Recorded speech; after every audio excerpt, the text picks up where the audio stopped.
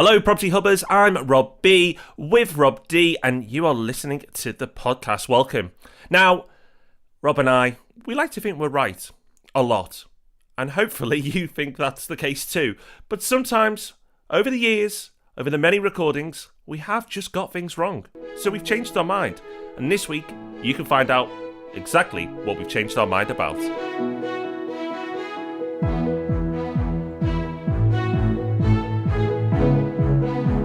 Yeah, everyone changes their mind from time to time. The difference is we speak our mind on tape a lot, and so it's all been recorded, so that was a mistake to start with. We're now doubling down on that mistake by actually pulling them out of the archives for you, so you don't even need to go to any effort to make us look silly. We're going to do it for you. So that is coming up, but there are some important lessons that you can pull from that as well. It's not just us feeling daft. We've also got a cracking resource of the week that I'm looking forward to sharing with you, Mr. B. I'm looking forward to that. Now, news story. We know the budget's happened, but it happened yesterday, the day before this podcast goes out. So we've recorded this in advance, so we can't comment about it. So we will talk about the budget next week. And hopefully we don't have too much to talk about. You may be laughing now as you listen to this. We'll see. But don't worry, we still have a news story and one that you should pay attention to. Rob, what have we got this week? So this is from The Guardian, and the headline is Household Finances Under Strain as Nationwide Warns of Tough Times Ahead. So Nationwide is one of the biggest mortgage lenders in the country. So when their statistics come out, which they do monthly, there's always a lot of attention around them because you can extrapolate from those to see what's going on in the housing market at large. And of course, in turn, that has things that you can read into that about the economy. And on the latest figures, the news is that total mortgage lending has fallen from 17.5 billion to 16.7 billion. And that is largely because of a decline in buy-to-let lending. In fact, lending to landlords has fallen over this period by 40%, which is pretty big.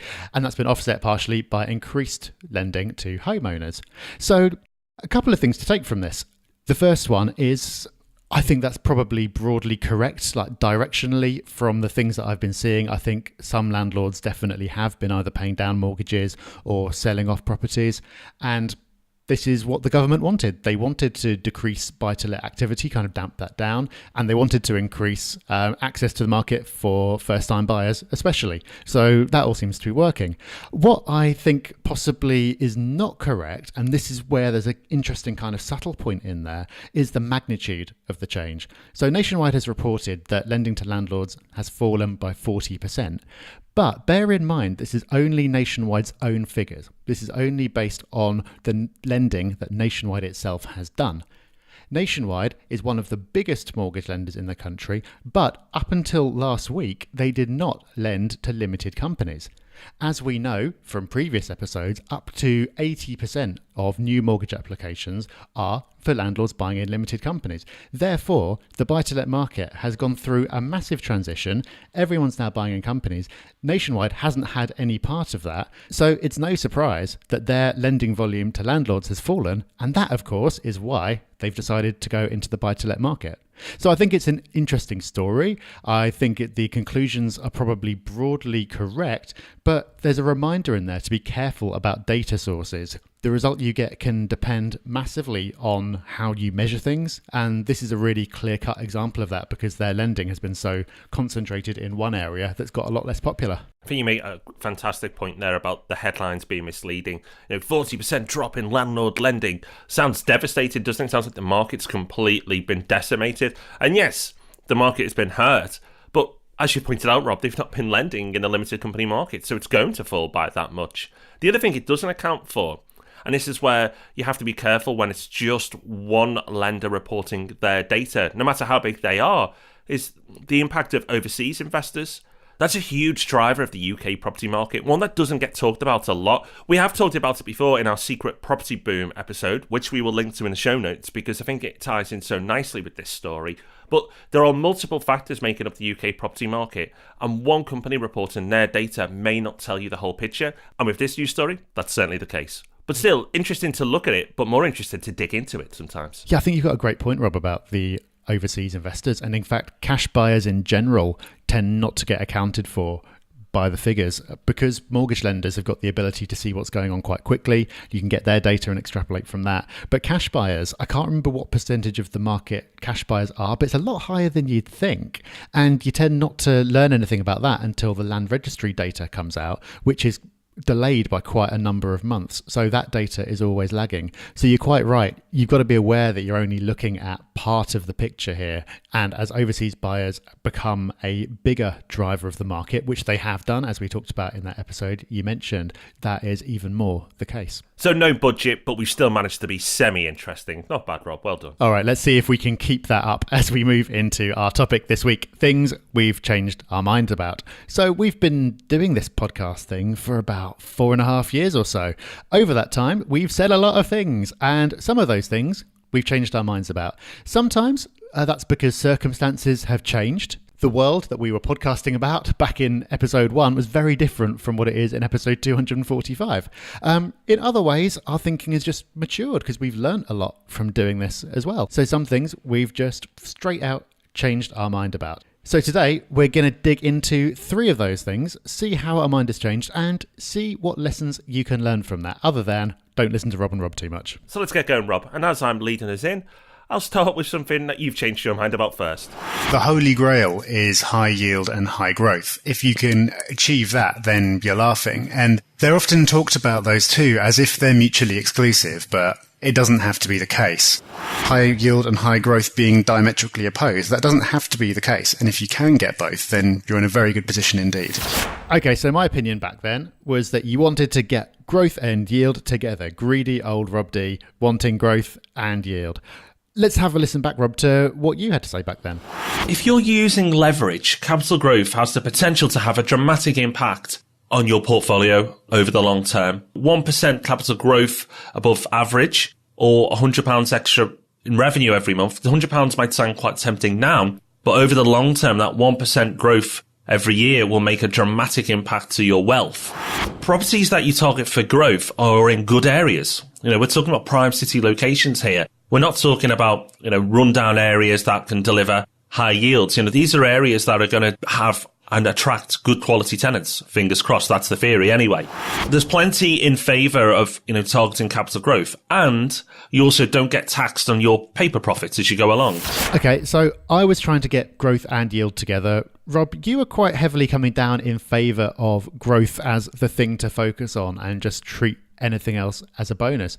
My thinking has changed somewhat, but I'm guessing that yours has actually stayed pretty consistent. It has and it hasn't, because I was thinking from one point of view, which is the long-term property investor. And that was the mindset I had when we recorded that podcast. So I actually have changed my mind, because if you're in it for the short term, let's say you're coming up to retirement in 2 or 3 years and you need an income, growth just isn't going to be enough for you. You need income now. So you may need to turn to HMOs. You may need to turn to a holiday let strategy or whatever it may be, whereas growth isn't going to do it for you. So actually, I have changed my mind, sort of. I don't believe it's right for everybody. I believe it's the more important thing for the long-term property investor, because that's where the real wealth is made, and I still very much hold that true. And I think anybody who invested in London over the last 5 years has made a lot more from their capital growth than they have their rent. However, I do believe there's very much a place for an income strategy, and that growth isn't a one-size-fits-all approach. Yeah, I completely agree with that. And I think to build on that, where I've changed my mind is that I thought, and I was saying there, that you can get both together. You can find a property that's got great growth potential and the yield is good as well. I now think that you've got to be far more conscious about which one is important to you and to optimize for that and treat the other as a bonus if you get it. Now, I think there's a couple of reasons why I've changed my mind on this. The first is probably being more aware of the importance of planning and going into property with a clear plan and strategy. I've always been aware of that to an extent, but as a result of everything we've done on the podcast and all the people we've met and we've talked to, it's just become abundantly clear how critical that is. So you can't just go and buy what you think is a good property. You need to be buying a property with a reason, because you want to accomplish a particular thing. At the broadest possible level, it's because you either want income now, or you want wealth later. Of course, there's far more subtlety to it than that, but broadly speaking, that's your first decision, and so that's going to determine the type of property that you buy. Also, I think because the market has moved on so much over the last few years, I think it's much harder to get a property that will deliver both things for you. So the properties that have got the best growth potential tend now to be more expensive than they were because the market's picked up so much, and therefore they will tend not to be so high yielding. And the high yielding properties, you might have in the past been able to get them at depressed prices because the market was in a bit of a funk, but now the market's stabilized, there aren't that many bargains out there. It's hard to find properties that have got growth potential and are yielding well. It's more the case that if you're looking for yield, then you're looking for traditionally high yielding properties, that being HMOs, properties in far cheaper areas, maybe in LHA areas, and those properties tend not to have the growth potential. So I think we've both had a bit of a shift there. Not a huge mind change, but maybe our positions just getting a bit more nuanced over time. Yeah, I think the final point I'd make on this is a lot of people are investing in the north right now, and understandably so, because the numbers just don't work in London and the southeast. But the difference of income between a property that gives you a 6% return or an 8% return actually is nominal. And it's not the type of money that's going to change your life at all, really. It's, yeah, of course, if you can have more, why not take it? But if that 8% yield property is in an area that you don't expect any capital growth, and the 6% property is in an area that you do expect capital growth, well then, for me, it's a no-brainer. That 2% drop for the potential of much more growth will always win out for me every single time. So it really does depend on your position, where you're at. There is no right answer for everybody. If you're long-term, I still stick very much with growth because that's where the real wealth is made. But if you're shorter term, you have to adapt and you have to go after income now. So we started with quite a biggie there. We've done yield versus capital growth. But we're not going easy on ourselves now because we're getting into another big debate, which is interest only versus capital repayment mortgages. Again, people have real passionate views on this, and Rob and I are no different. We've talked about this in the past. So Rob, I've been particularly passionate on this point, but let's hear your more measured view first. My personal opinion is that there's very rarely an argument for a repayment mortgage. Interest-only mortgages are the ones that are used in the vast majority of investments. The reasons for that, I think my reasons for going interest only are that it's more tax efficient because you can offset all the interest portion of your mortgage against tax. And it also gives you a lot more flexibility. Okay, measured is all well and good, but I want to hear your stronger opinion, Rob. Let's have a listen to what you had to say about this subject. I'm going to be a bit more extreme, Rob. I think you're bonkers if you go for a repayment mortgage. Not only are you hurting your cash flow, but you're not utilising one of the biggest tools in property investment, which is inflation. But I think interest only, if you're taking a long-term strategy with regards to property, is absolutely the way to go. All right, so I've changed my mind about this one for some situations. So I still think that in the vast majority of cases, interest only is the way to go. It makes sense for loads of reasons, some of which we talked about in those clips there. However, I think where I've changed my mind is that I've come to realise that there's no one-size-fits-all in property. And even though interest only is in pounds and pence terms, almost always, I would say, if you do it sensibly, almost always the right way to go, you will end up being better off at the end of it. That's not the only motivation. People come into property with different attitudes, different beliefs, different concerns, wanting different things. And it might be the case that some people, all they want to do is be debt-free as quickly as possible.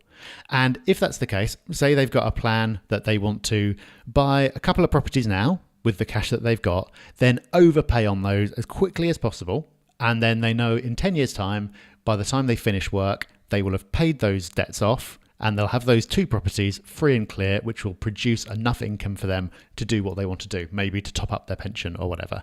If that's the case, then, well, actually, an interest-only mortgage would still work perfectly well because they could just save up the excess income and make overpayments at the end or whenever makes the most sense for them. And if they change their mind about their strategy at any point, then it's easier for them to do so. They've got more flexibility. But psychology is a big part of property, as it is with everything. And if they would feel far more comfortable having a repayment mortgage, then fine. So be it. It doesn't particularly matter if they're worse off as a result, because it gives them the comfort that they need, and they know that following this plan will get them to where they want to be. They'd far rather have that certainty. Maybe they think that if they've got the money in the bank, they've got the extra rental income, they couldn't be certain enough that they would save it up and not go and spend it on something else. So I still think that interest-only mortgages by far make more sense, but I'm just more aware now than I was, I think, of all the different kind of mindsets that people come into property with. And if someone's got a rock solid plan and they know that a repayment mortgage will make them feel happier and they'll still get to where they want to be with more certainty, then I'm not going to stop them from doing that. Wrong. No, actually, I've changed my mind too. You're right, Rob. The case still stands for what I put across. That is the logical thing to do. The numbers tell you what I've suggested. It's the right thing. However, we're not robots. And maybe as we're maturing, we're becoming a little bit more relaxed. But I do believe that there's a strategy for everyone. And paying down your mortgage, it's not a disaster. It's not like you're going to ruin property investment for yourself, and make yourself poor. If your mindset is you want to get rid of debt, then that's cool. Is there a slightly more optimal way of investing? Yes.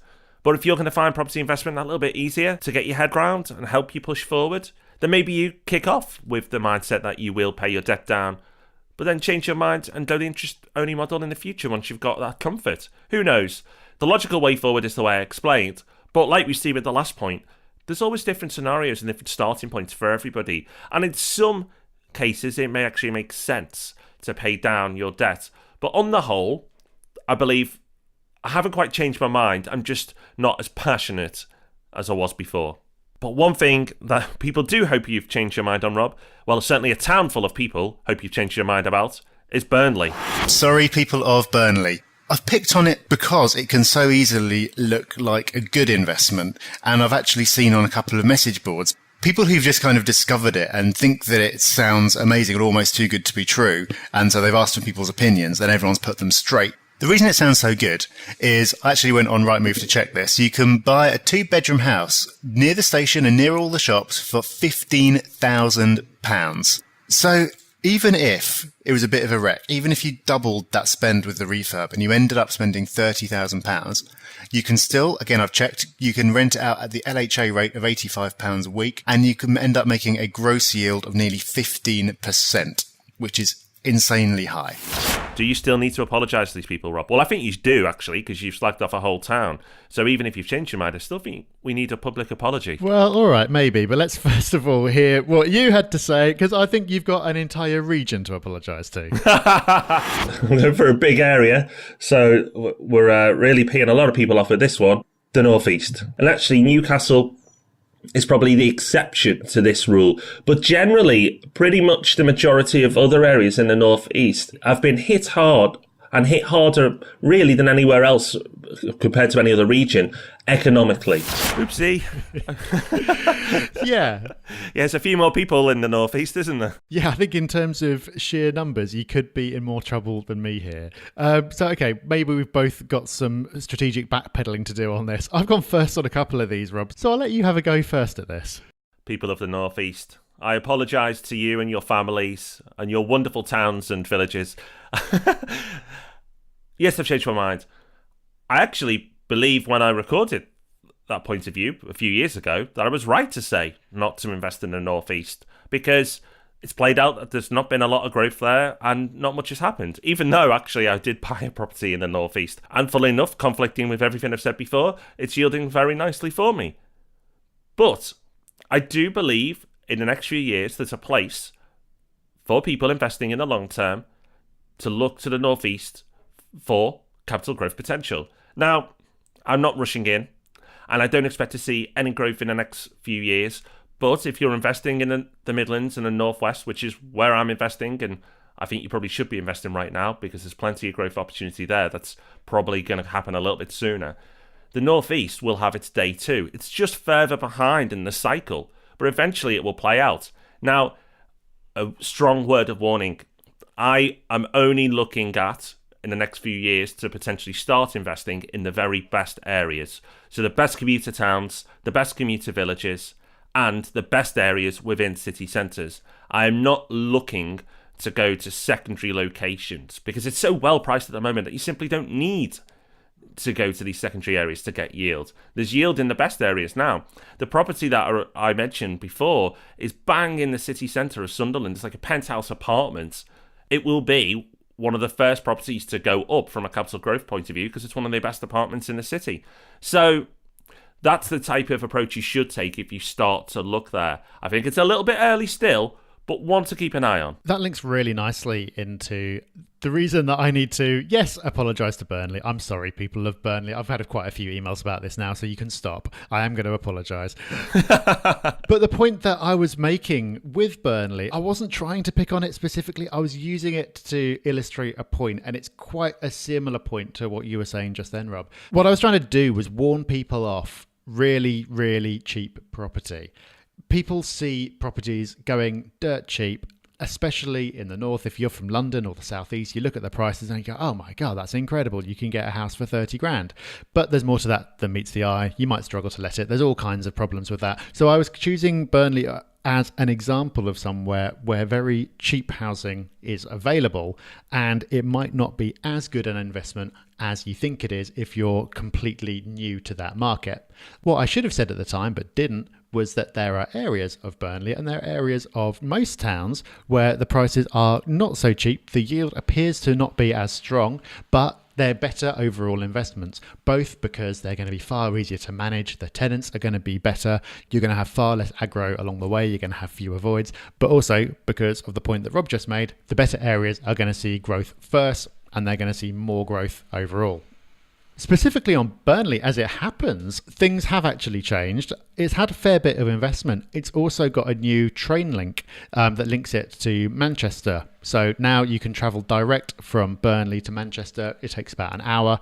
Previously, you couldn't do that. And as prices go up in Manchester, as they have been doing, people are going to start looking further afield in terms of something that they can afford. They're going to be willing to commute greater distances, and Burnley is now a lot more commutable than it was. So there is now a stronger investment case for Burnley in particular, and I am sorry for singling it out, but the overall point still stands. When you are going to secondary areas, go for the very best locations. We've said it lots of times on the podcast now, but it's really important. We still see people making this mistake. Don't do it. Don't get seduced by the very cheapest prices. Yeah, so Burnley, we're in your corner, and we don't like that pesky Blackburn. We're with you. I've just Googled, that's their main rival. Sorry, Blackburn, but we probably got less listener numbers there, so Burnley. Right, okay.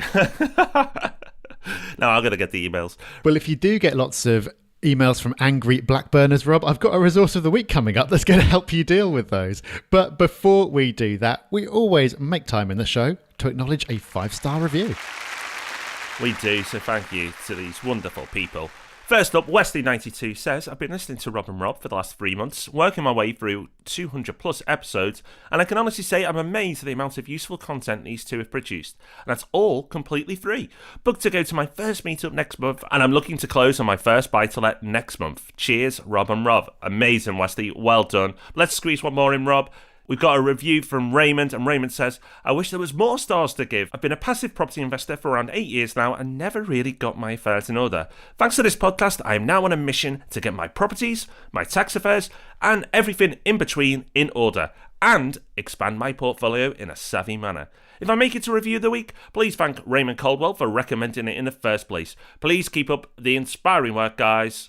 Gildwell. Well, thank you, Gildwell. Thank you, Raymond, for spreading the good word of the property podcast. Okay, so resource of the week time. Rob, I think this one is just for you. The headline on the page for Loom, which is what we're recommending this week, is faster than typing. Have you signed up yet? I know. I did a giddy little yay when I looked at this. It looks absolutely awesome.